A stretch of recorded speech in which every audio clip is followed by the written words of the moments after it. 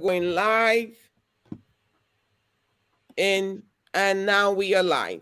I want to welcome you to the AMN network. Thank you for being a part of this men's forum. This is going to be a time where we're talking about relationships and getting your thoughts about it because, June is Men's Health Awareness Month. And there is no health without mental health, which is one of the reasons why we're bringing you here to speak. Is a very informal setting. We're going to talk. I'm going to ask a question. And you're going to do your best to respond. Try to give us, if you have any examples and things, try to make it personal. That's fine, or you can speak as broadly as you want. But before we do anything, I would like for you to introduce yourself. I've known a lot, all of you for quite a long time. But please take the time to introduce yourself very, very briefly, or you can take your time to the audience that we have out there. Meanwhile, everybody watching us on Facebook or the different Facebook groups, if you're watching from the Akin Merino page, or if you're watching on YouTube, we welcome you to the AMN show. This is our June panel that is here for for relationships, and we'll talk to them in a few minutes. Invite all your friends, invite your frenemies, invite anyone you have access to tune in today because we have a show for you today. All right. So I'm going to start with Dr. Peter Lumese, who is currently right now in Lagos, but you live in Geneva. Can you please introduce yourself? Tell us what you do, and then introduce yourself as a family man too, please. Okay, thank you very much. Thank you for making me a part of this. I am Peter Lumese. I work in Geneva with WHO in the last 23 plus years, but presently in Lagos on holidays, nice, good holidays that I'm enjoying. By training, I'm a pediatrician and clinical pharmacologist, but now work more around public health, malaria, and all in WHO. Married for 31, 2 years, 31, 32. Well, one of the two. My wife will always correct me, but I know it's more than 30, 32, 31 years. Do this math. Married 31 years now, have two young men, 29 and 25. We're all here on holidays together. What else do I need to say? Yeah, with men, I have always had an interest in mentoring men, young men, to be who they are meant to be, understanding who you are as a man. And then some of the experiences God took me through and my family through has helped me really appreciate and understand that. And this I pass along to people. Not long ago, I wrote a book called Becoming Man, really trying to show what it is to be a man, becoming, because you're always becoming, and in different ramifications. So let me stop there.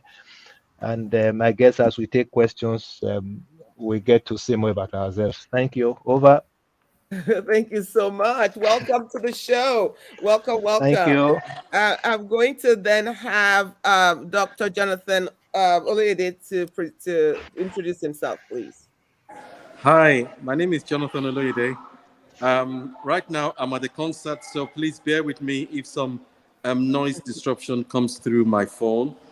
We're at Wembley, and my name is Jonathan Oloyede. I'm married to Abby.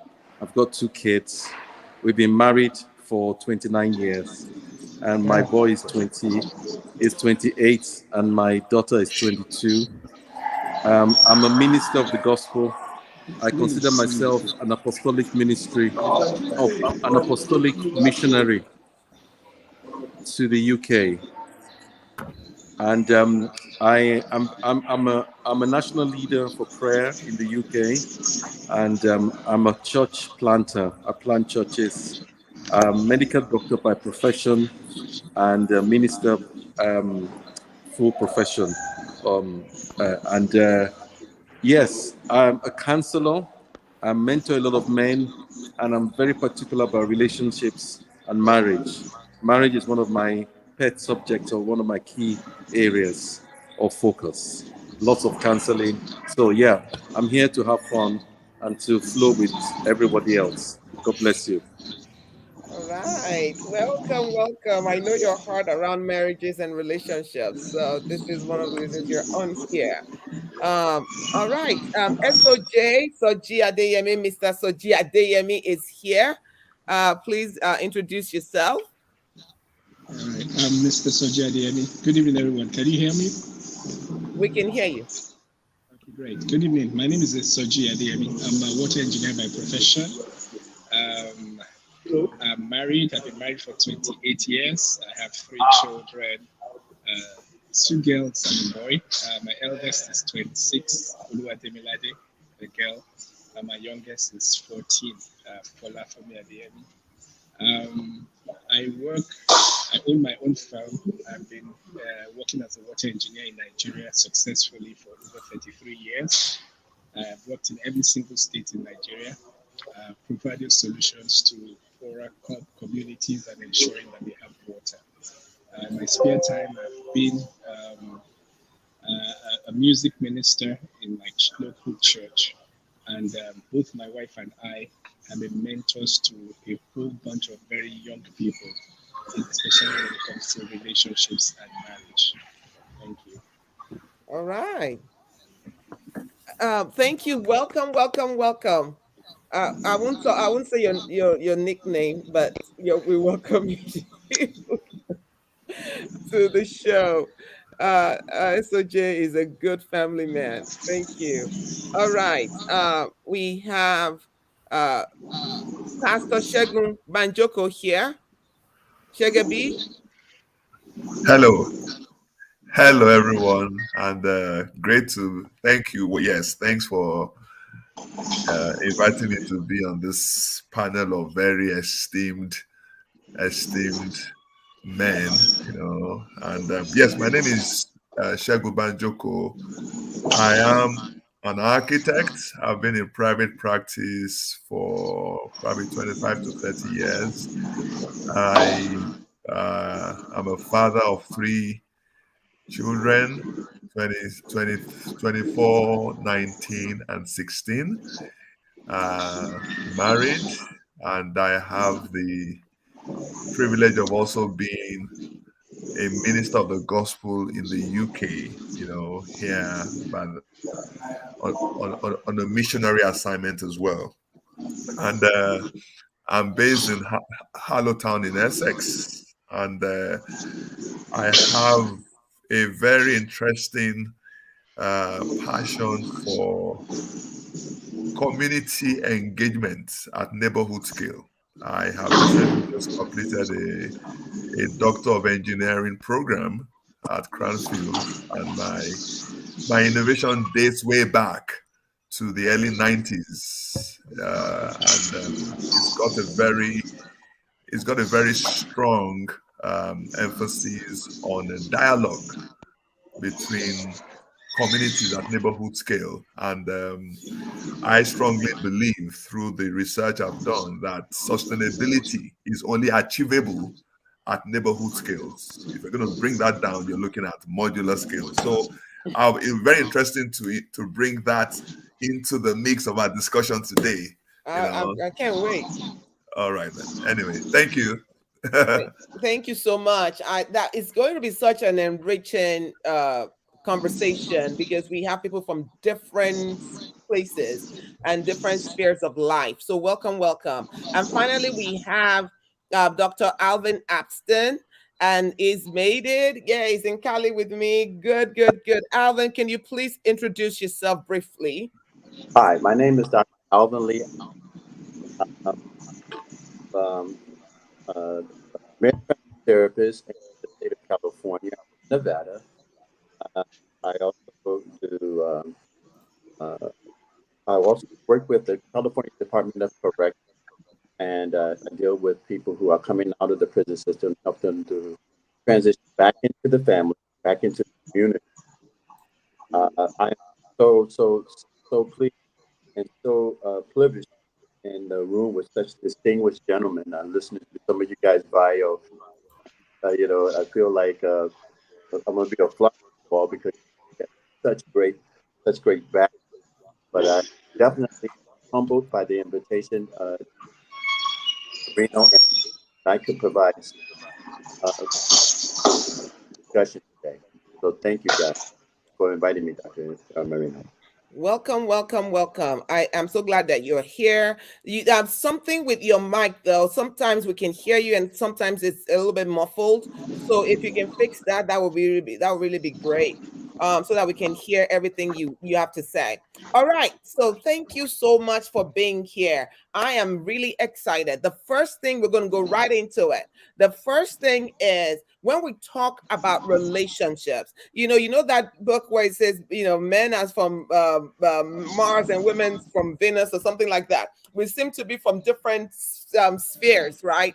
But let's talk about relationships and what that means when we're talking about not necessarily just marriage. We're talking about people who are in long-term relationships. How do we navigate power dynamics? What does that, when you saw that title, navigating power dynamics in the on the as a topic, I wonder what came to your mind. But let me tell you what I'm thinking, what I'm hoping that we bring into this.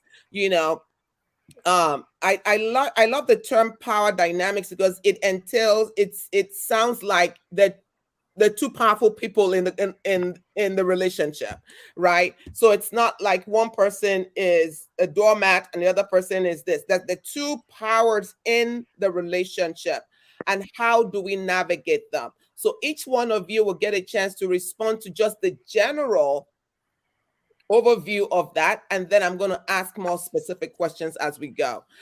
So the first person I'm going to ask is Dr. Loyede. Could you tell us what your take on that is? When you saw this title, what was it that you assumed this was going to be about? Well, that's a very interesting subject and title, because power talks about control. It talks about headship or leadership. It talks about the ability of exerting your will or desire on another person. And sometimes power dynamics in a relationship has to do with who makes the decision or who holds the key, who is driving. So sometimes in marriages, I talk about the fact that when it comes to sex, for example, the woman sometimes has the power to say yes or the power to say no. Sometimes when it comes to money, either whoever is earning the most, the man or the woman, sometimes has the greater level of power. Sometimes it is to do with perceived leadership. If a man is in a very good job and is bringing in all the money, sometimes he dictates what happens, where people live.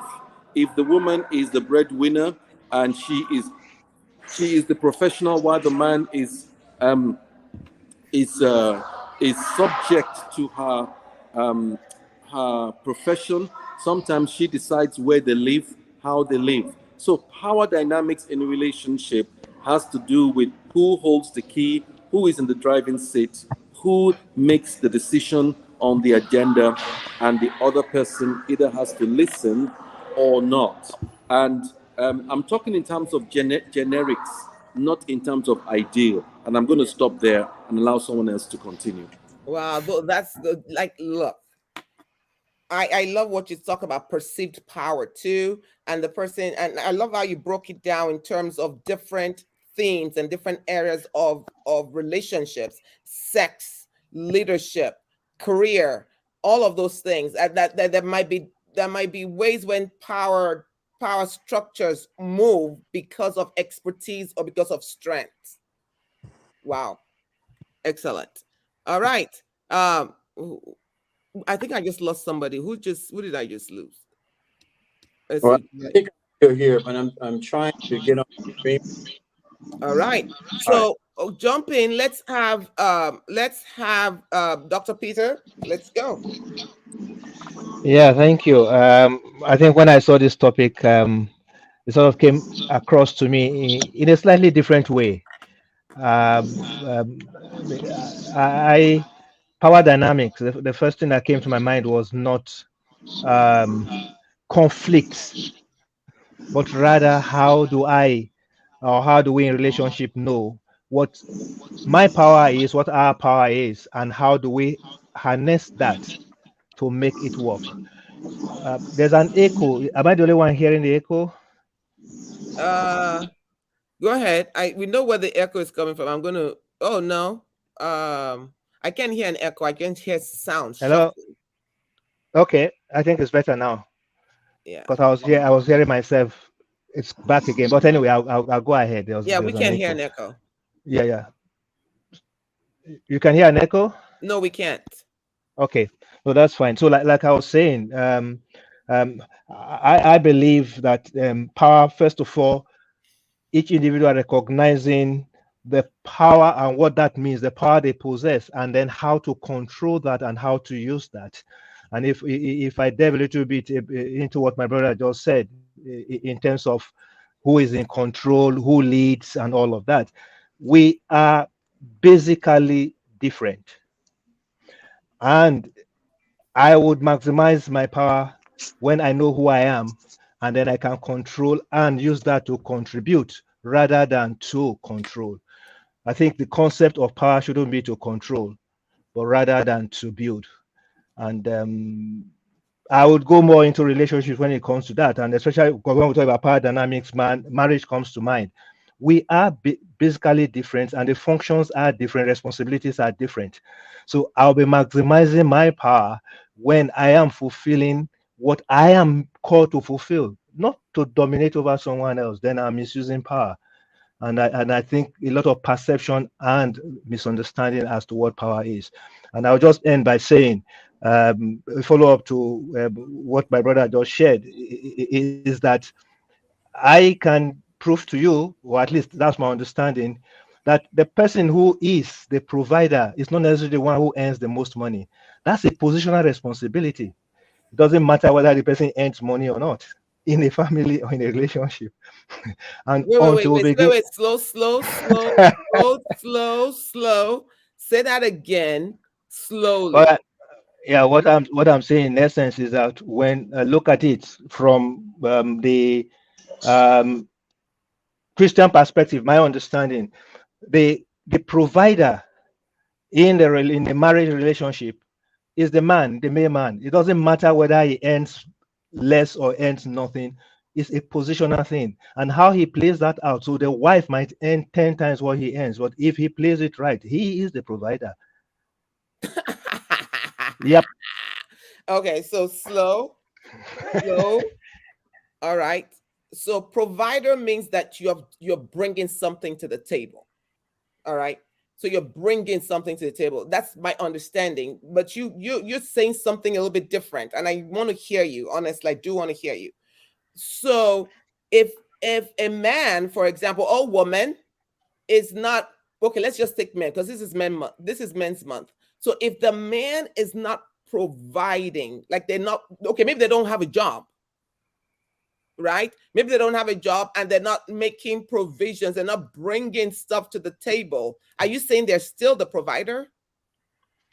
Yep. By design and by God's structure, he is the provider, and we need to walk through that because otherwise it keeps shifting, and that's where we have the problems. We need to come back to the original definition of what things were meant to be. He is the provider, and it's not necessarily the same thing as protector and so many other things. It's not I earn more, I don't earn more. Yes, but he has a responsibility of managing. Well, I don't want to take us away from the very topic Well, you started. We are going very deeply into all of sorry to this. interrupt. I think Yeah. we may be misusing role terminology here, or our terminologies are different. The word provider means you're bringing something to the table, but I think a married man has the office of a husband. A married woman has the office of a wife. Headship does not change. It is God, Christ, man, woman, according to the Bible. 1 Corinthians 11, 1 Corinthians 7. And so headship, in my opinion, does not change. But the person who brings the quote unquote provisions in, whether it's finances or job or buying the house, that is a terminology and maybe it's words. So I think you're using the word headship for provider, and that's a conversation we can play out in this discussion. I am Yeah, interested in it maybe because just one thing. You see, we've just narrowed provision to finances and money. That's where the problem is. We've just narrowed. You see, there's the thing. And most times when we define success, we narrow it down to money, provision, the vehicle, the car, who pays the mortgage and all. I think it's beyond that. Yeah, Very but good. don't you have to do something though? What I'm hearing from you is that the provider is a state of being, like man, woman. That it's a state of being. It's who you are. Like a wife and a husband is who you are. That's what I'm hearing from that. That's who you are. You're a provider. You might not be providing yet, but you're a provider. Is that what I'm hearing? Yes. Okay.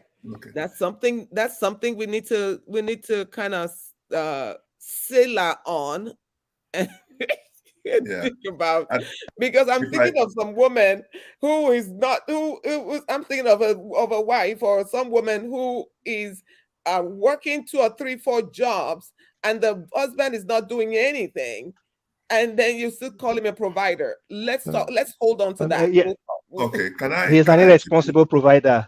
He's an Yes, Yeah. he's an irresponsible provider. Can I chip in yeah, a go thought? ahead, Shegebi. Yes, thank you. I think we are already navigating power dynamics already. We're already navigating power dynamics by this discourse that is right here on the table. And that's splendid. That's really splendid. So what I'm going to come in with, I'm going to present two scenarios. All right, two scenarios. Now, the first one is a story where real true life, where a colleague of mine says in their growing up years, they could not tell the difference between who was earning more or less amongst his parents, because everything they needed, the mother would say, go and meet your dad. Whatever they needed, the mom would say, go and meet your dad. Unknown to them, she was a businesswoman and she was a major earner. But everything, when it came to the management or the provision of stuff in the house, it was all channeled through her husband. She never presented herself as the person earning more or any such thing. It never happened. So that is a scenario that this friend of mine grew up in. And I think there's something in there. We might think it's a lost art, or we're in a different age. But if the Bible says we can do nothing against the truth, but for the truth, that means truth endures permanently. We can deviate from it, but we cannot but come back to it. That's one scenario. Then the other scenario I want to bring is pulling from the fact that, my brother said, if we look at provision as just monetary or all those stuff, we might be missing. So there's provision of vision, there's provision of protection, there's provision of mentoring, of guidance. And I've noticed, I have my own personal testimony on this. When my youngest daughter, maybe the youngest of our 3 children, she was probably 3 years old. And she woke up one morning, went down the stairs, and she let out a very harrowing scream. She yelled and began to weep. So we all rushed downstairs. What's going on, Toki? Guess what had happened? She had come down the stairs, looked at my computer desk, and I was not there. She was scared to her bones because every time she was going to bed, there I was working at the computer. And then she will wake up. I would have woken up before she wakes up, and I'm back there again. So, left to her, dad never sleeps. Dad is always there. So, she has come down one morning, and daddy is not there where she expects him to be. And it caused so much fright in this young girl that we had to console her for the next 10 minutes. She was really sobbing. And I thought to myself that it's not so much because of what I'm doing, it's just my presence in the house is such a stabilizing factor for my children. You know, when I was growing up, my eldest, when I would travel out to go and maybe do some work or do some seminars in Nigeria, every time I left home, she would fall sick. And I was wondering what's going on. An elderly minister said, "Sir, she's falling sick because you are leaving the house." He said that's what happens. So there is something I should introduce this into the dynamics, because we're talking about managing dynamics. It's not just, there's so much more going on regarding provision and how the provider is perceived. So let me leave it there. Okay. Thank you so much. Honestly, this is a very interesting conversation. You've added to the body of knowledge, saying that the word provision it's not a noun. That's who you are. It's who you are. If you're not living up to it, you're just an irresponsible provider. But there's some people that would challenge that. But let's move on and bring in Soji. Are you there, Soji? Yes, I'm here. I'm here. Okay, go ahead. What's your perspective? Yeah, I think I'm going to challenge that a little bit, and I'll tell you why straight away. Because the environment in which I live in here in Nigeria, the power dynamics are pretty different from the environment in Europe, and I can make that pretty clear. Here in Nigeria, if you're not a provider physically, it's a no-show. One of the challenges that have had is the fact that we as Christian men have had to face this transition from looking at our fathers as all powerful to a new kind of man that the scriptures tell us who we are, but society presents a different picture from who we are. And a lot of us have actually walked in that confusion for quite a bit. One of my greatest challenges, I would say, in my own personal life and marriage was the fact that I used to look at myself and remember how we all got married, we all fell in love. Our wives loved us just for who we are. We had nothing. And we were so sure that that love and that beautiful submission will take us through life. Then life starts to happen. And then we suddenly find out that that love is just not going to cut it, because we just have to bring something to the table. And it's very, very interesting, because for some of us that have not quite been able to do that, we are already termed irresponsible. And I always think that it's not fair, because why would you say a man is irresponsible, for example, if that man has been a good man, he's been a spiritual man, he's a man who loves God very well, but he has to compete in the marketplace with the women that they both went to school together, they both graduated together. Let me just give this as a quick example. My wife is a pharmacist in UCH. She's one of the top pharmacists there. She has her colleagues, male colleagues that are there. Those her male colleagues have to pay from the same salary my wife earns. They have to be able to build their houses. They've been able to build their houses, provide for their families, do everything. My wife doesn't really have to do anything, because I'm there to do everything for her. So there are many men who have not just had the opportunity I'm not just saying this because I have physically experienced so many men, not because they are lazy, not because of any reason whatsoever. They just have not been able to have the opportunity through life to be able to make the kind of provisions that they would have loved to make for their families. And in this environment, I'm talking of the Nigerian environment, those men are never respected. It has nothing to do with them not being irresponsible. I mean, about them being responsible. They are hardworking men. The opportunities for them to make it just have not shown up, or maybe they've just not shown up yet. So, based on this, when I'm looking at the issue of power dynamics, it almost makes me, even as a Christian man, feel that even though I'm a Christian, I've been able to raise my family, give them everything they want, I still have this drive that I just have to keep being the provider. Otherwise, the power dynamics just might shift because Hmm. I would say 9.5 out of 10.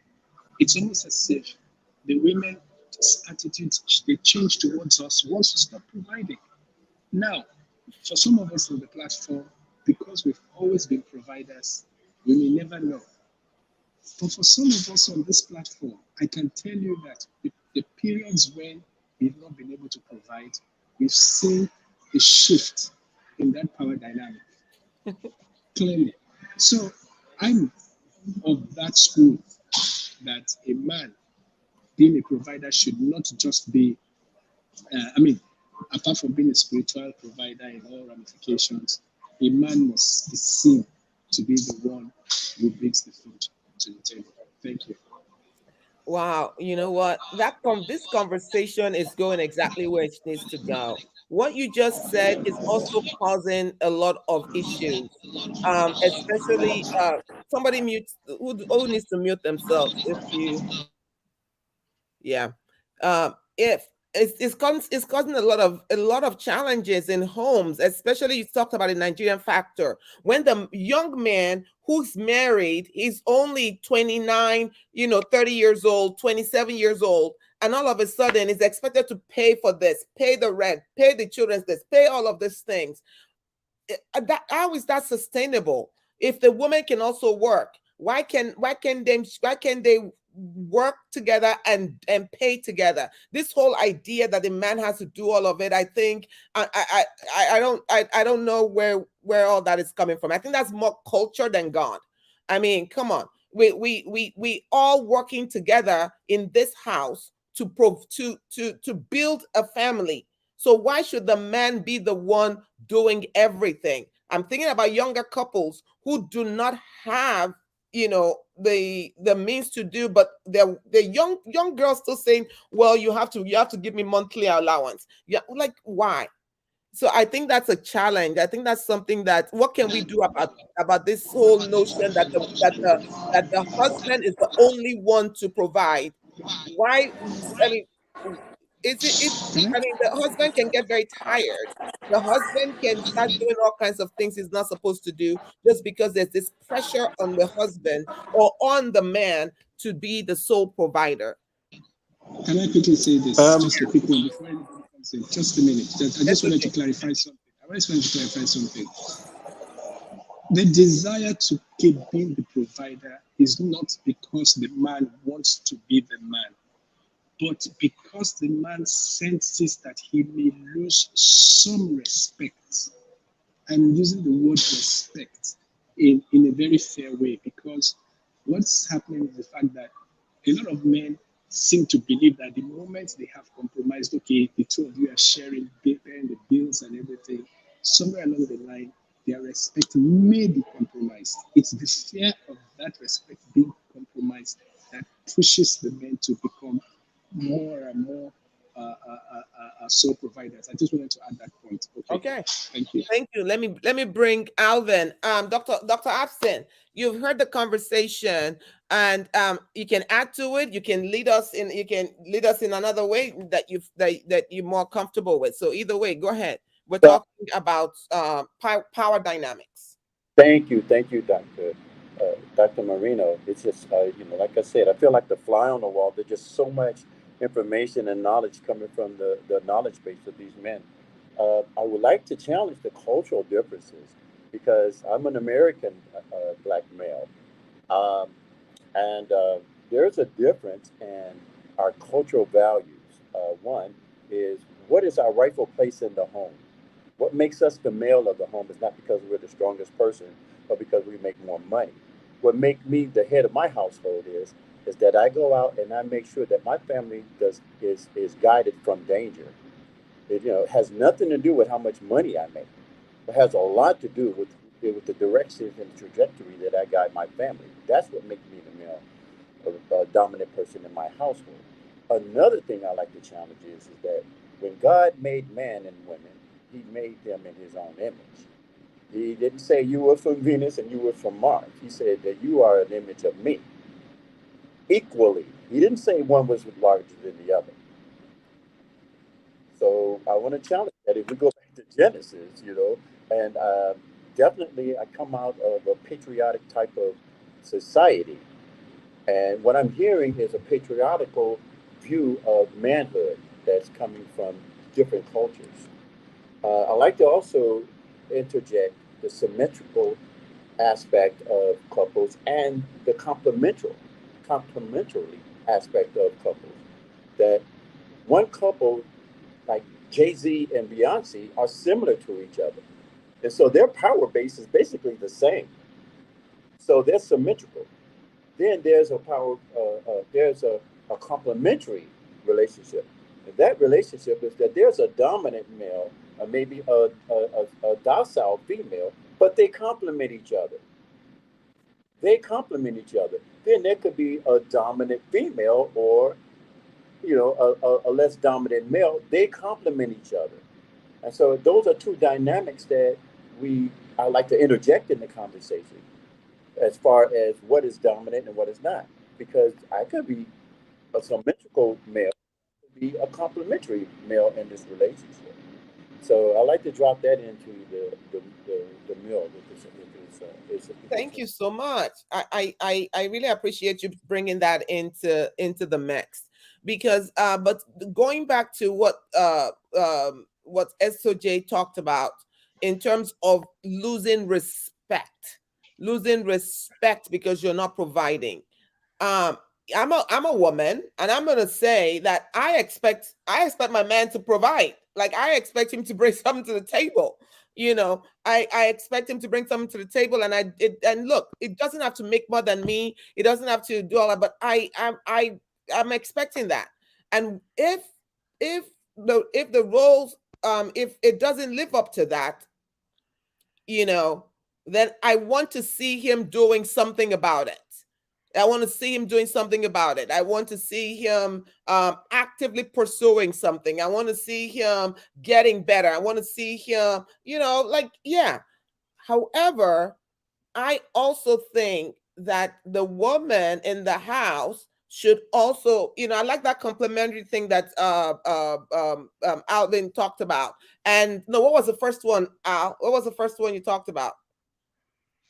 The first one I talked about is a symmetrical relationship. Symmetrical. Yeah, I like the symmetrical where, the two powers are there, but they're vibing together. So that's my female view on this, but it's a men's show. So let's go back to Dr. Lumise and yeah, and I, come on.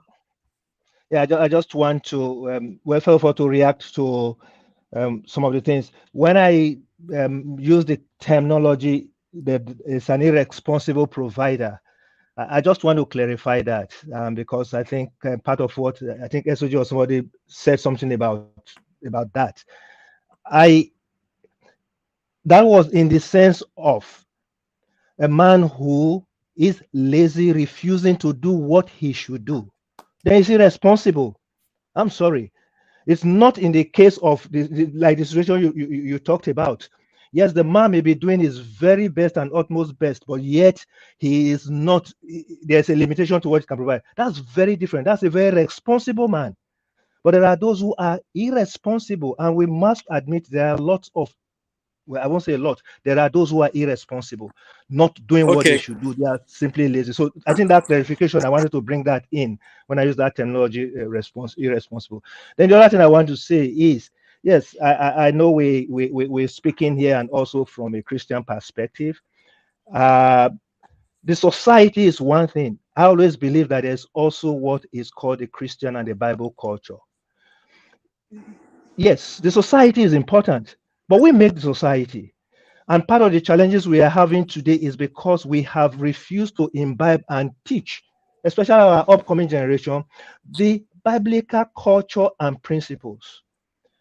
I dare say, I mean, speaking may look philosophical, but that's my belief, and I have lived it and I have seen it. It is not what I do that makes me a man. It is because I'm a man, I do what I do. Those are two different things. And so I seek to know who I am and what is expected of me. I agree, like Irving said, of course, this is not superiority. Male, female, Genesis, God created as one, but there are different responsibilities. It is not, and when we talk about power dynamics, I believe there are areas where they hold the power. There are areas where men hold the power, but all of these are meant to be complementary and not competitive, to build things up. But if you do not recognize and know, and we define ourselves by the society, that is the very reason why the problem we have right now we're having. And we define things by what the people do or do not do, rather than who. Look, a vehicle performs the way it does because it's that kind of vehicle. It is not because it performs that way, it's a vehicle. And I think we're using societal eye to define who we are as Christians. And we really need to come back to who we're supposed to be. And in that way, we can influence society. I will Okay. stop there. Okay. But I want to say to Doctor. every man, I'll get to you in just a minute. I want to say to every man, based on Dr. Peter Lumese's interpretation, you are a provider. Think about that you are a provider. Yeah. You are a provider, and a provider will provide. So I honestly, I think this could change a lot of things. If people just start thinking of, if men start thinking of that, I am a provider, that's who I am, then I think things would just be different. Dr. Jonathan, go ahead. The first man was made in the image of God, and the woman came out of him. The first man had his domain and his territory before the woman was introduced into the picture. Okay. One of the key things is that we are human beings, not human doings. We have to be first before we do. Very good. So definitions are very important. 1 Corinthians chapter 11, verse 3 talks about the fact that the man is the head of the woman, Christ is the head of the man, and God is the head of Christ. So it's not about superiority, it's order. Yeah. There's order in creation and there's order in the universe. So in a relationship based on creation and based on God's design, the man leads. And Adam led Eve long before money was introduced. Money was not invented then. And so the aspect of a man leading a woman, providing the space for the woman, is very key. Let me give you a practical example. Recently, my wife wanted to meet some leaders. She wanted to meet some prophetic leaders. And she came to me and she said, Jonathan, I would like to meet some. So I made a few phone calls, fixed a meeting, took her to the meeting, and she met everybody she needed to meet. That had nothing to do with money. It had to do with leadership. It had to do with action. And I believe that one of the key things that we need to bring back, not just to the church, but to society, is the role of the man, the role of leadership and headship of the man. I was listening to some of the American Congress sessions that have been taking place recently, where there is a confusion about the identity of who is a woman, who is a man. Now they're saying that it's not just man and woman, there are all types of genders, all types of identities. That is confusion. There is the push from the woman to be equal to men, to have equal pay. Now, having rights and equality are two different things. Two different things. God did not make us equal in terms of roles. God made us equal in his sight and in terms of our relationship to him. But in terms of who is stronger biologically, who is stronger, even the Bible says that the man is stronger than the woman. And so, from society and from the church, we need to bring some common sense, biological sense, scientific sense, and spiritual sense to this battle of the sexes. Because it's a battle. And it's because man has fallen, because we live in a sinful world. As far as God is concerned, he has a role for the man and he has a role for the woman. They're totally different. When you read Proverbs 31 and the latter end, you find out that the woman is more industrious to the man. The man is sitting at the gate. The woman is the one trading. She's the one buying a field. I would say that the Proverbs 31 woman is actually bringing in more money than the man just by reading those verses. But the Bible does not teach that the woman has headship and has authority. So this whole conversation could be not just power dynamics, but authority dynamics. Who has the greater authority? Or headship dynamics? Who is leading? And this is where we need to bring the conversation. A man leads. A man leads his family. A man leads his wife. He's not superior to her. He's not domineering her. But men have to lead. It's a matter of divine order, not superiority. I rest my case for now. Okay, Restio, thank you so much for that. In that, what you said, has been a lot of abuse of exactly what you've said. Now, it doesn't mean that we're not going to have men as leaders or men as authority and stuff. But if the two are operating the way they're supposed to operate, the man is supposed to love his wife. Is supposed to know her. Is supposed to honor her. Is supposed to submit. The submission is both ways. It says submit one to another. If you look at the way when men keep saying things like, we are the head, I am the head. If a man keeps saying, I am the head, doesn't that show that there's a problem in that house? Doctor, yes. Doctor, I did not use the word submission once.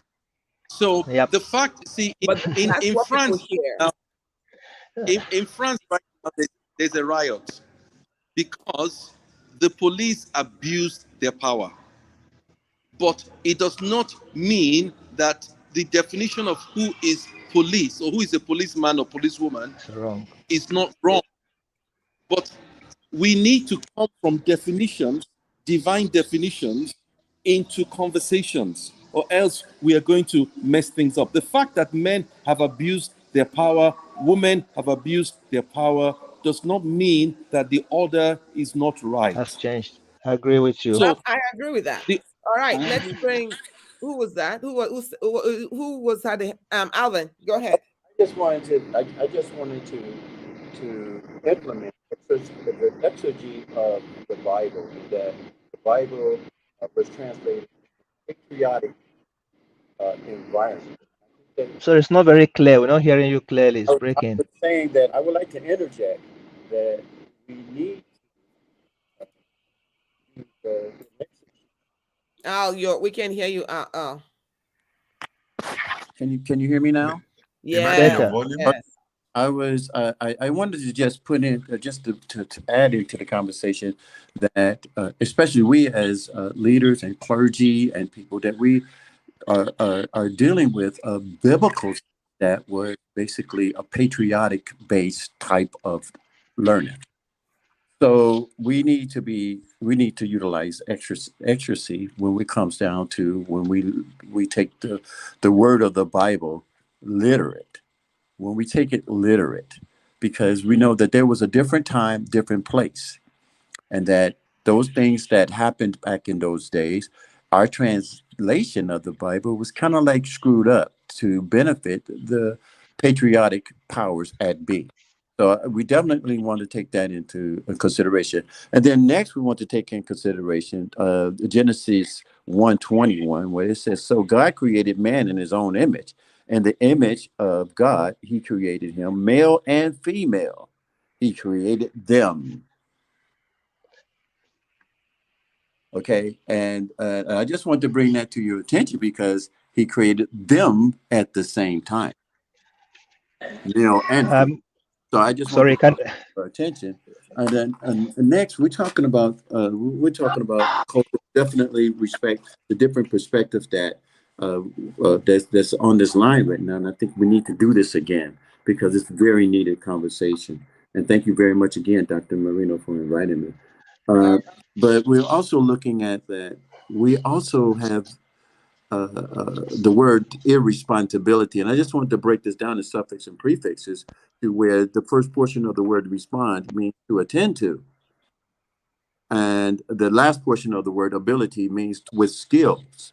And I think that males can respond to their wives, their children, and their household differently. Like one young man said that his role in the house was just his presence. And he responded to his child's needs. Now, that's a value. That's a value that the male brings to the household. It's not a monetary value, but it's a contribution to his household, his presence. And I just want to put that into the group. Excellent. Thank you for that. Thank you for that. Somebody else had some. Who was the next? Okay, go ahead. yeah. How come her names are not showing? Go ahead. Okay. Yes. Tegebi. Yes. Thank you so much, everyone. I was going to take a cue from Dr. Oloyede's reference to the Proverbs 31 woman.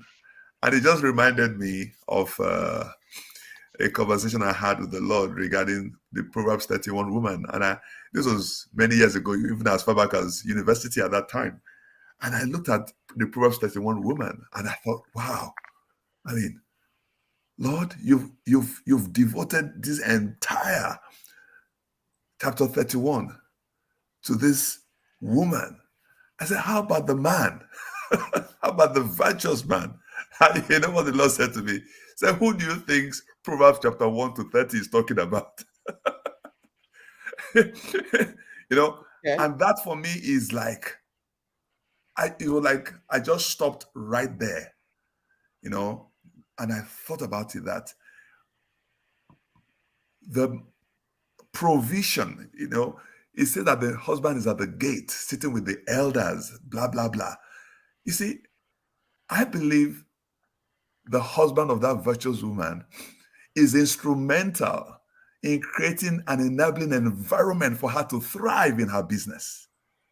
You see, he's like Dr. Louis said, his wife came to him. He just made 2 phone calls. And there she was with the people she needed to be with.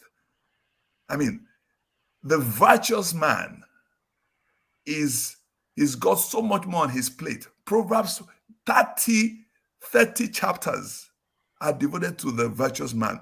Just one is devoted to that woman. I think that tells us a lot about, you know, and this virtuous man did not start just when he got married. He has to have been cultured from childhood and boyhood. You see? So if he's not grown up within that environment where he understands the grace upon his life, he's been built up in his self-esteem, how do you think he's just going to then suddenly become the man, the virtuous man, because he's married. No, the learning curve has got to be factored into all this mix.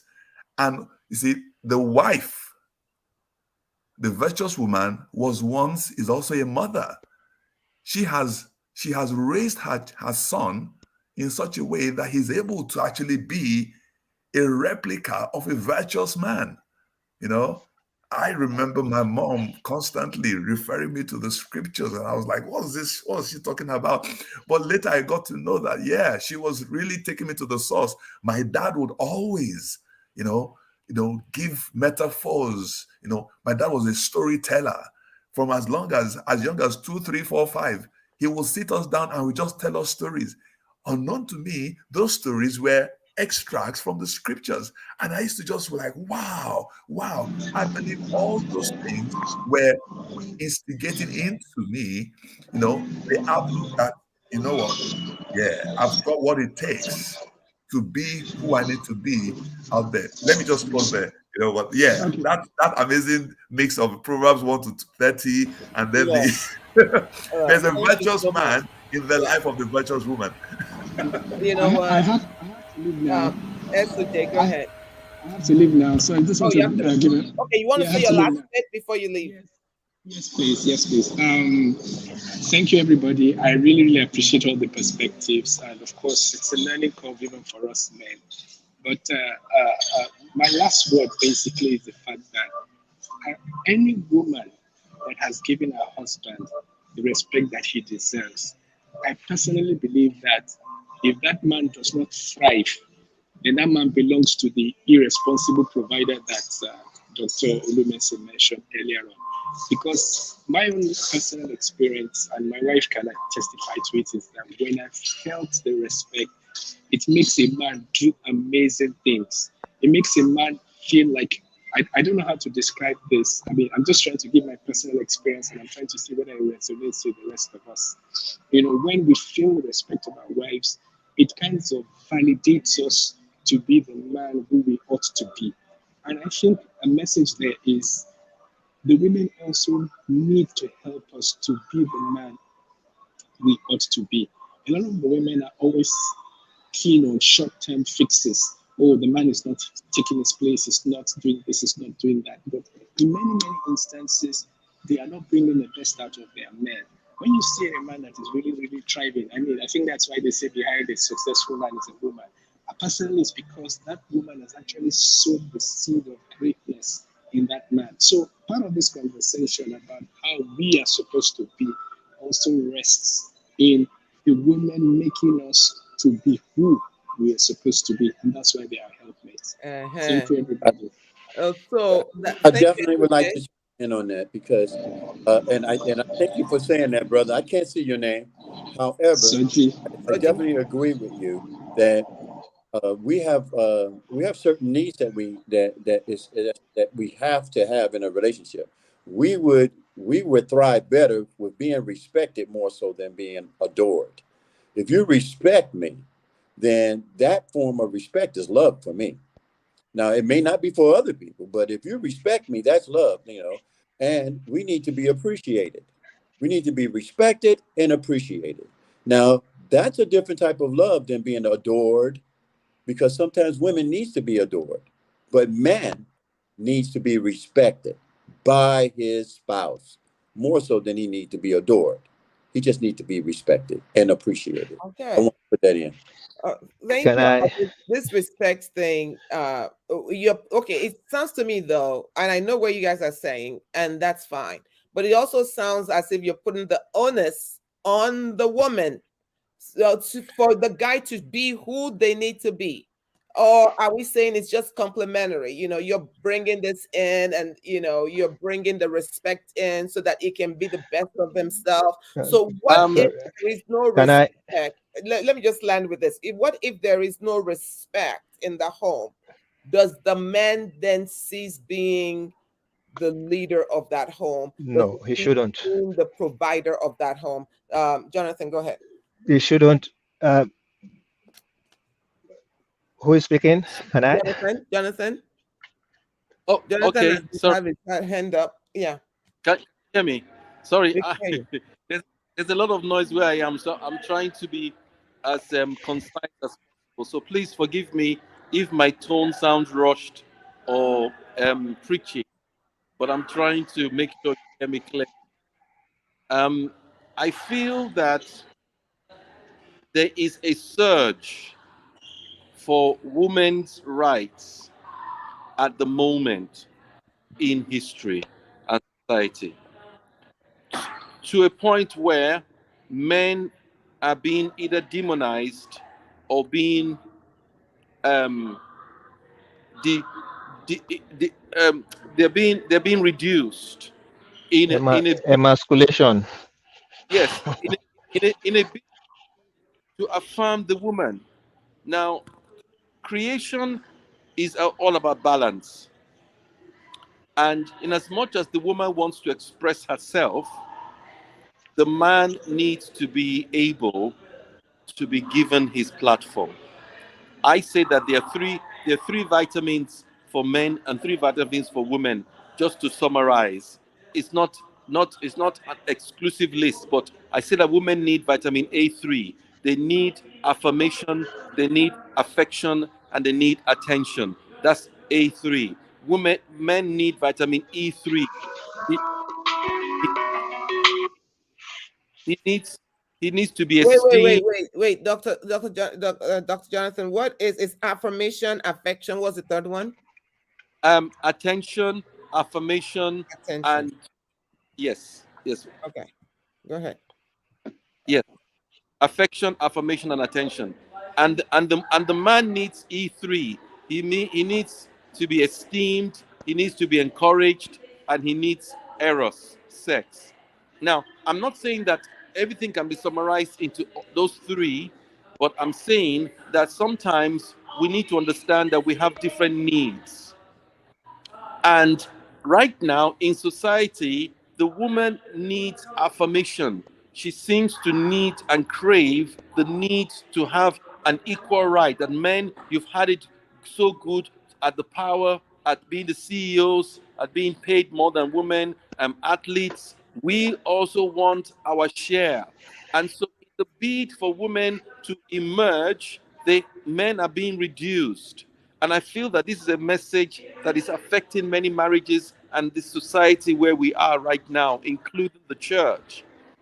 So women feel that they can earn as much as men, which is great, but it also means that their definition of what a man is or what a man does in the home as a husband is warped. And that is why we need to bring balanced teaching. Unfortunately, money and prestige plays a major influence in a fallen world. It's a fallen world. We live in a fallen world. And that's just the Okay. unfortunate reality that we are facing. And that's where the church needs to become stronger in its delivery in educating and discipling nations and Okay. letting people have a biblical worldview that is not literal, as the gentleman said, but the metaphors and the principles in the scriptures will bring a very healthy balance between the battle of the sexes. That is what we understand from scripture. Dr. Jonathan, I want to. Well, you can't say all that and then I let you go. So I'm going to push back a little Okay. bit. Yes. Okay, so I believe that Jesus was very pro women. You just have Yes. to go read the book of John. He was a liberator of women. He would be called a feminist if he was here, because he went out of his way to upgrade the status of women. The woman with the woman caught in the act of adultery, the woman by the well, all of these women that surrounded him. He kept on saying, "You But have value. You have I did not. value." I'm not. Right? I don't just said. I don't. I don't. You're not saying what I said. Uh, Yep. Hold on now. I'm going to land there. So when so So when you said what you said, what I heard you say was that women are asking for equal rights, and then it's also then relegating men. But those things don't have to be like that. We can all shine. Yes. Women can be upgraded like Jesus did them. In fact, men should be championing women to be upgraded, and then men still also retain their position. With not one doesn't have to be down when one is up, right? We can both shine. That's what Ask I'm saying. Is what I every just said different from what you said? no, no, the doctor. Ask every man on this platform how they really feel right now. We feel under attack. It's. I'm telling you, men on this platform are going to be real. We feel under attack right now in society, and even sometimes even in the church context. We feel under attack. I mean, I'm just throwing it open. If you disagree with me, men on this platform, tell me. All right, let Peter come I, in. Go I ahead. don't I don't feel Yeah, no, no. I really don't feel under attack. I feel like I agree with Dr. Marino in the New Testament, and when Jesus says, well, when he was asked, well, hey, what is the new order? The new order says, love thyself, love thy neighbor, and love your neighbor, and love thyself, and love your neighbor as yourself. That is the order. And he didn't say And, love and women less or love No, my, no, men I less. think He said, my love your brother, neighbor as you love thyself. you're So not wrong. I would disagree with you. Let's put things in context. Let's not. We need to put everything in context. This is And getting exciting. I agree completely. The society today is emasculating men. Society today, men are. It's not, and it's one of the very reason why society is breaking down, because men are being emasculated and they are not able to take their rightful place. It is not to dominate women, it's not to dominate anyone, it is not to take away rights from women. Women should have rights, you should have the same pay for the same work and all of that. But society construct today, even as children, I'm a pediatrician, we are destroying our children, we are destroying our male children. They don't know what it means to be a boy, because society, even in church, reason why you don't see men in church, because the church is becoming feminized, full stop. Look, we can put in any other way, but that I don't see that's our discussion today. That's a different thing. I just want to there are certain things we raised. We talked about respect, and I'll talk about love also. I always say the average woman will say, I want to be loved unconditionally. The wife says, I want to be loved unconditionally. The same way, the man wants to be respected unconditionally. And so it is not, and because he is respected, he will do respectful things. You see, sometimes we we begin to wonder why we see what we see. It's because of what we are feeding in there. And I just want to go back a little bit when we talk about Evan, when you talk about Genesis, male and female made him them. Yeah, that's right. But if you go to chapter 2, it gives you more of a breakdown. There was a process and an order. God made man, male and female made he them. But the first manifestation of man was the male man. And from the male man, he took from him to create the female, and says a help meet for the man. If a man knows who he is as a man and know God as his head as a man, he would not disrespect, he would not lord it over a woman, over his wife. And again, I think that's where we need to put some distinctions. There are some certain things that are within husband, wife, and the whole female brand or male brand generally. But I think this whole thing is, I agree very well, we are under attack. Society is under, males are under attack, and we really I'm need to sorry to find. interrupt, sir. I'm sorry to interrupt, but this conversation, power dynamics, is being played out in society right now. Agree. The woman is, she is fighting to take over the driving seat. And in a bid to take over the driving seat, she is pushing the man not to be a passenger, but to get out of the car. In I society, agree I'm with not you. so what we're talking, this power dynamics is being played out on a movie screens, TV screens, theater, education, everything. So I'm not trying to, I'm not anti-woman, so don't hear me wrongly. But I'm saying we have to be real, that this conversation is taking place in a revolution. There's a revolution taking place right now. The There's a question is woman why. revolution. There's a woman revolution. There is a sexual revolution, and there's an identity revolution, and Okay. there's a scientific revolution. So we need to be clear. And not everything is evil, but it's good to acknowledge what is real and Okay. how we can balance what is out there with the word of God, with the wisdom of God, and with creation Okay. principles. All right. So, thank you all. Can we all agree that there are marriages that work that are not Christian marriages? There are a lot of Yes, marriages that work that are not Christian marriages. agree. Yeah, Yes, absolutely. They Agree, have women agree. and they work very well, right? yes. Okay.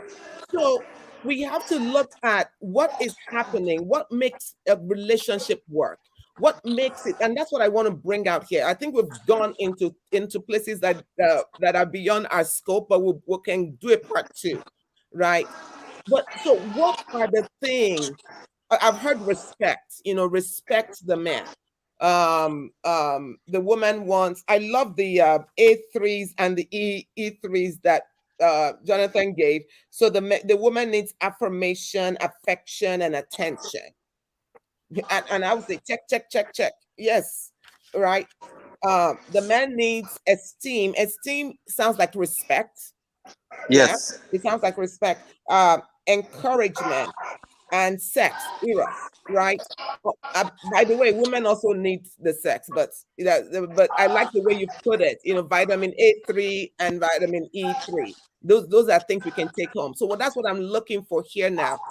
Because before we go into all these other areas of the agendas and stuff, what practical things can people take home with them? What does a man have to do to be a man? One of the things that I loved that we've said today, that Peter Lumese talked about today, is you are a provider. That is your state of being. So even the woman makes more money than you're still a provider. So I want you to talk into men taking their place in that. How do I take my place in being a provider? How do I take my place in the family? What does that look like, so that I'm not troubled? And we're talking about all these things as if everything is fine. If there is a family where there's a lot of traumas that are going on, I'm going to bring that in. If there's a lot of traumas that has happened in that relationship, it skews everything. It skews a whole bunch of stuff. So I'm going to go around. If you can give us some concrete things that we can take home in terms of sharing power in the family. We have agreed that the man is the head of the house as the Christian, a Christian prism, and a lot of other cultures have agreed to that. So yes, check. We've agreed that the man is the provider. Yes, check. What else? We have the A3s and the E3s. So let's go can I with. can I just say something very quickly in I response was to some not of the. going to talk. Go ahead. Go ahead. Sorry, a man needs to provide emotional support for his wife. He needs to be able to provide psychological support for his children. He needs to be able to provide wisdom when it's needed. He needs to be able to provide calmness in his home. He needs to be able to provide self-restraint when he's provoked. He needs to be able to provide silence when it's necessary. So, talking about provision, A man must be able to provide so many things that are more than just money, as we have said. He needs to be a full package so that his wife and children, or those who live in his household, can feel his positive energy that is coming from his relationship with God.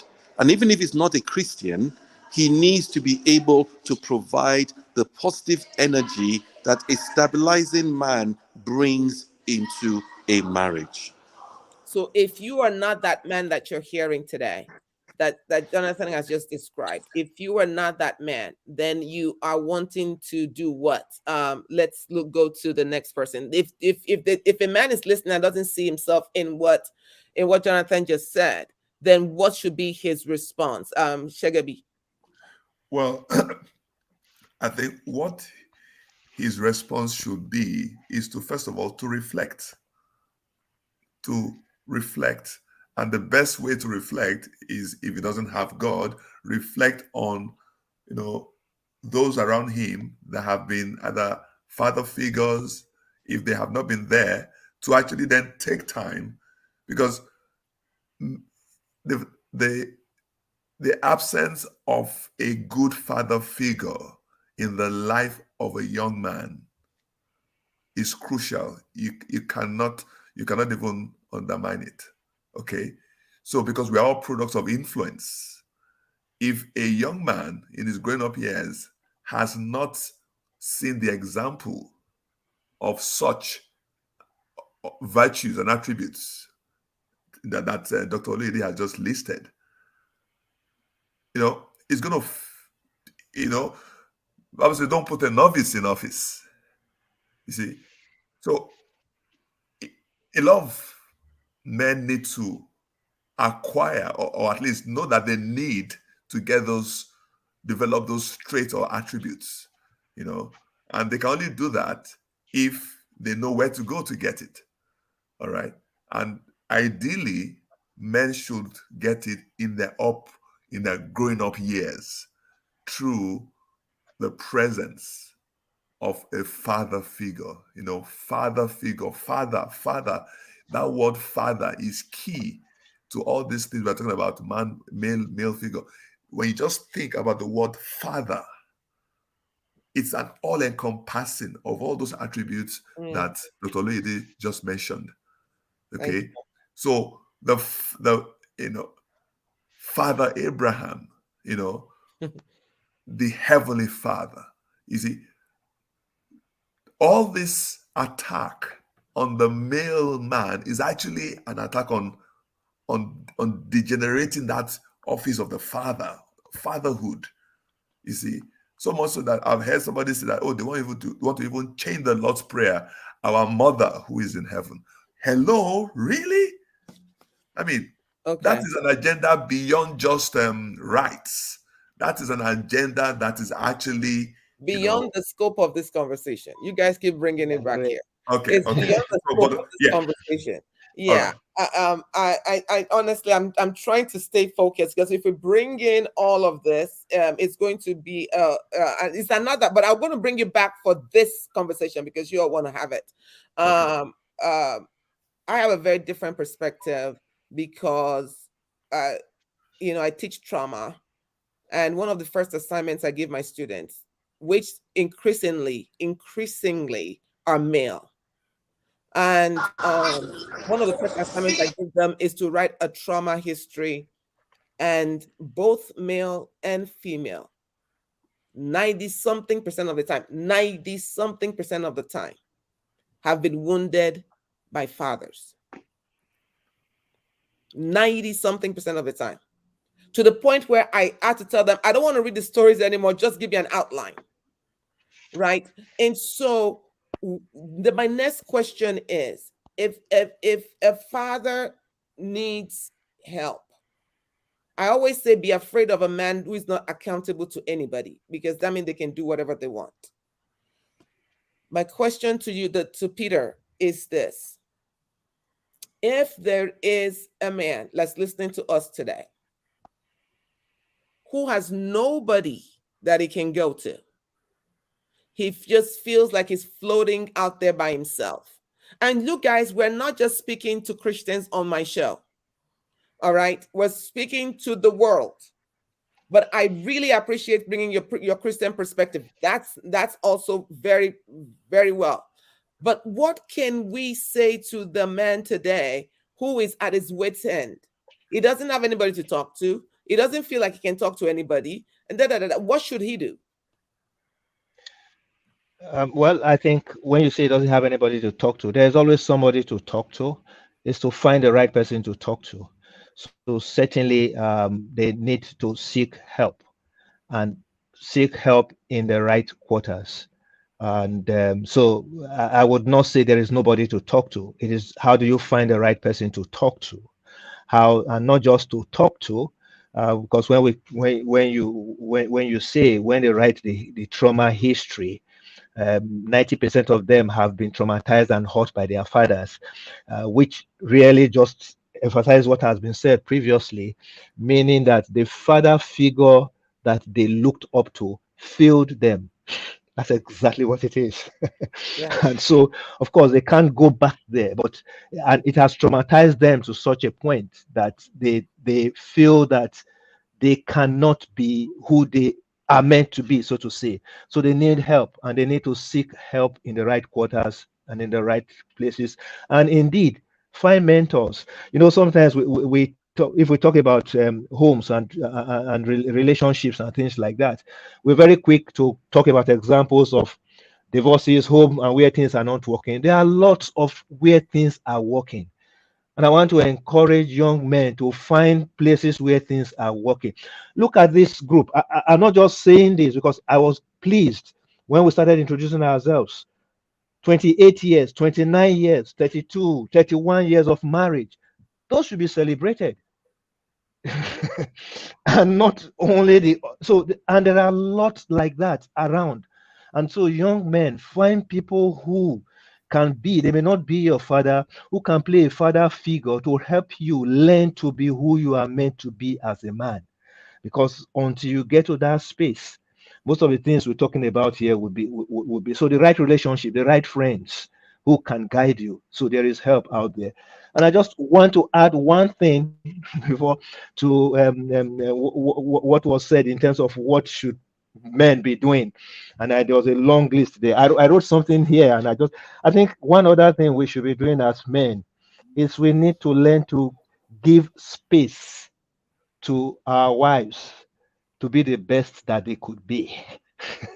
You see, to because it is in her fulfilling her of who she is, then she's actually a help meet for you. Give space, give that encouragement, give that space, and you will see them blossom, and you will blossom in return. It's not a challenge. They're not challenging who you are. They're actually making you better, giving them space and encouraging them with everything they require to be the best that they can be. Over. Well, excellent. Thank you so much. So I have a guy that was listening, or some men who are listening right now, who are saying, I did all that. Like I did the three A's, the A3s, and I gave them space, but the woman was just a hellion, right? The woman was just a hellion.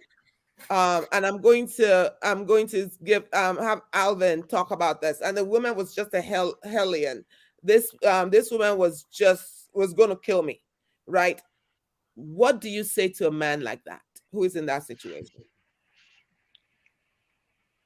Um, Uh, okay. everybody is for everybody, I mean, and then sometimes you got to give yourself permission to leave. We talked about our rightful place, and if you're in a situation to where you are losing who you are, and that you are um, uh, your boundaries are constantly being pushed, the finish line is always being pushed further and further, then part of you may be dying. That part of you may be dying, and that part of you may not be able to thrive in that relationship. I'm not saying leave your wife. I'm just saying there's sometimes it's just not the right place. If you're not with the right person. I would like to interject because it's getting late and I got a client. If someone needs to talk to someone, they can call Dr. Alvin Lee Abson at 323-496-2232. All right, in the Southern California. I take most insurances and perfectly willing to talk to you. Lastly, I'd like to interject that there are two types of relationship. The symptomatic relationship to where there's similar personalities, and then there's a complementary relationship. Understand what type of relationship are you in. And then I heard an interview of Michelle Obama when she was asked how was she was able to exist with the most powerful black man in America. And her response was, I walk beside him on his left and right side to let him know that I'm willing to give him a hand. I walk in front of him to let him know that I am a dignified woman and that I'm worthy of being in his presence. I walk behind him to keep people from seeing the bad side of him because he does have one, but I do not put a lid on him. Very good. I do not put a lid on him. That's a good Do place. not put a lid on him. Yeah, So, that's a good place to move. Thank you so much. Were you done? Because I'm you done. okay. Done. Thank you for that. Excellent, excellent. We're wrapping Ca- this up. Sorry, can I just say one thing, please? Oh, yes, I was going to come back to you, but go ahead. Okay, okay, maybe, but I just want to say something. Maybe that's not what you wanted to come back to me Okay, yeah, to. And I just want to say, yes, I know this is to a larger audience and all of that, but somehow we also have to speak from our own perspective, absolutely. and which is, and to say that uh, my responsibility as a man, and I say this to every man, a married man, your responsibility as a married man, it's not dependent on the response of your wife to you. It's not primarily dependent on that. Your responsibility as a man is dependent on the fact that you are the man, and that's what God requires of you. I do not love my wife because she submits to me. I have a responsibility to love her.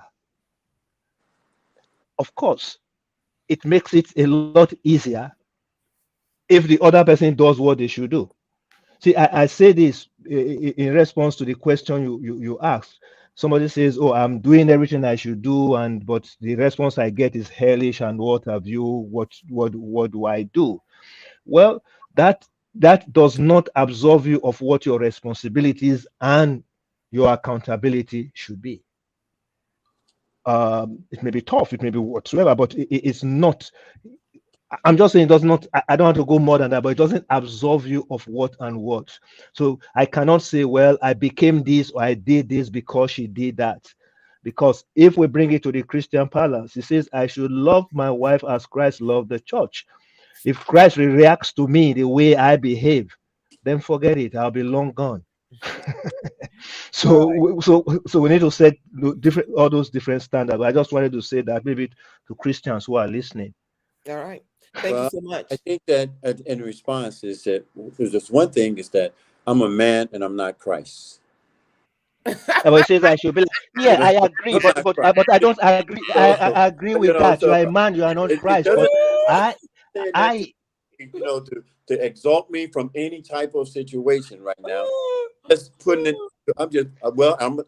I guess the difference is that I'm looking at and I'm listening to the different cultures.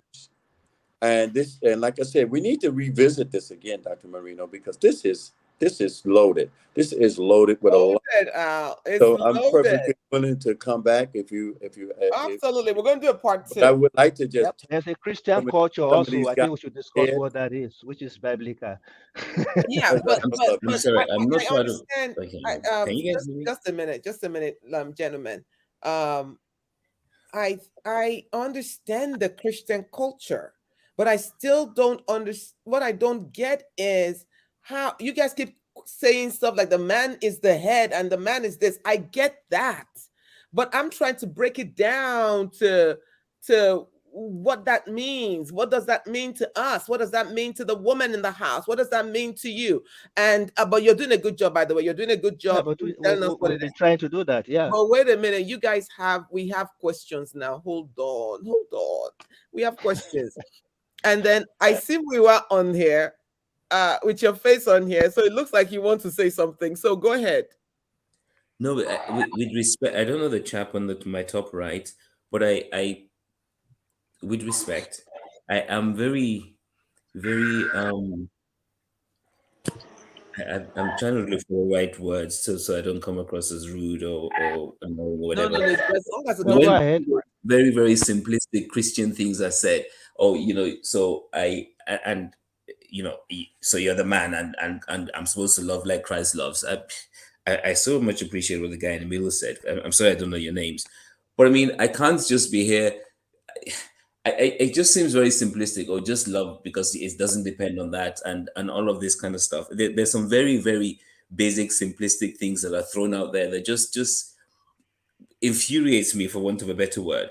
And I'm glad somebody also raised the question. So if I do all those formulaic things that you're supposed to do, I am not getting the response. What? So I should just keep doing it because that's the way Christ loved the church. I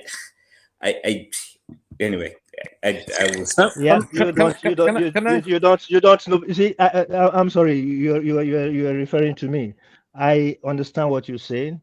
I'm not being simplistic. I can say that I'm not just speaking out of the top of my head or from the Bible.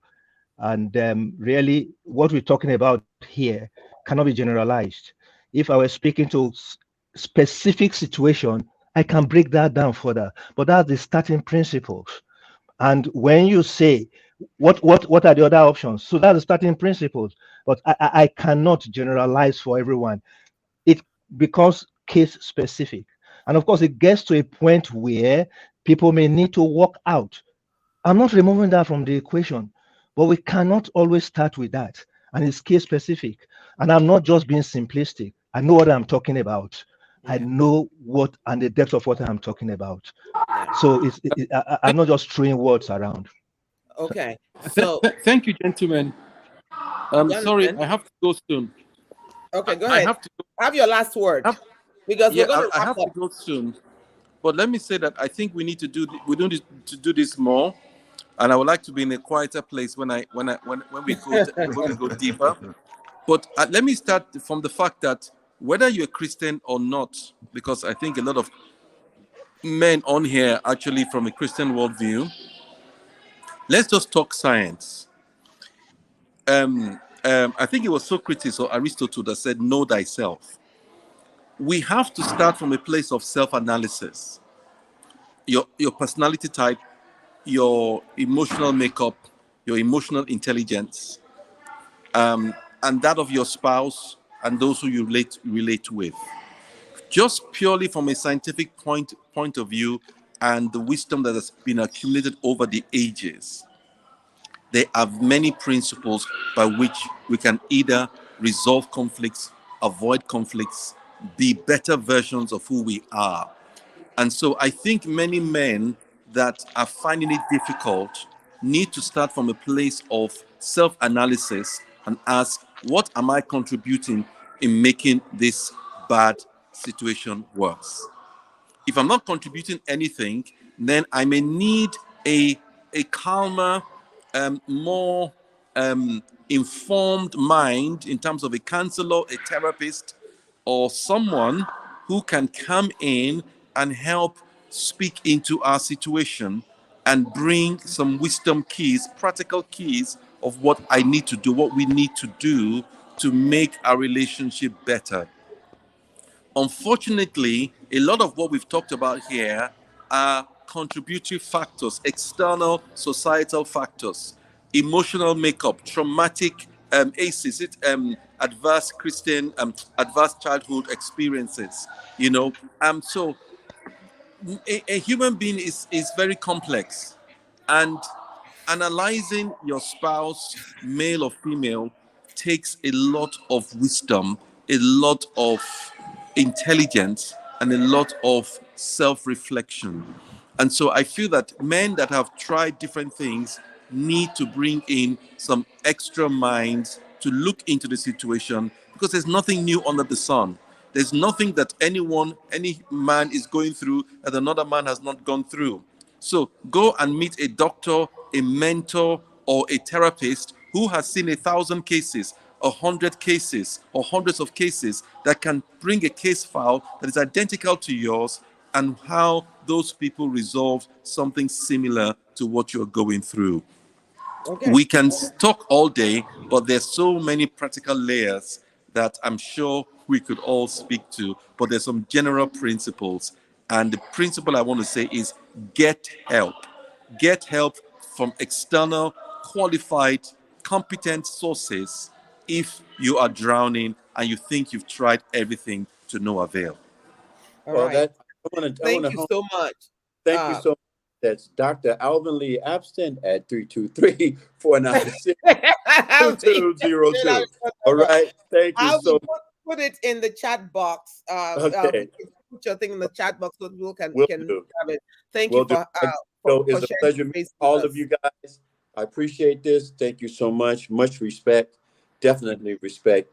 And if this was rich for me, and I would like to do it again anytime, Dr. Marino. Will be there. Absolutely. You've added to the conversation today. Thank At the end of the day, I want to just end. There are about 3 questions here. Are you guys willing to answer these questions? Yes, yeah. Okay, so the first one is, I need to put on my glasses for this. So the first one is, I understand the role of the man as a provider, but is a man allowed to get tired of providing and protecting and all the things expected of him? Who wants to No. take? Well, without sounding being simplistic, I would say the answer is no. Ideally, the man should not be tired of being the provider and protector and all the things expected of him. But the question really is, why is he tired? Because I think from this question is, the man has been doing that, or suddenly he has stopped doing that, or he's doing that less, and things like that. So there must be reasons why things are not going the way it should go, and those are some of the things that needs to be tackled, and to find the right help somewhere. But I would say that the wife or the woman can help him to get back to what he used to be, at least be part of the solution, not pushing him further away. So he shouldn't, there is no excuse. And I think that's what I was trying to say when I was saying that you cannot stop. And I wasn't trying to put it in a very simplistic way, but it's just that you cannot stop.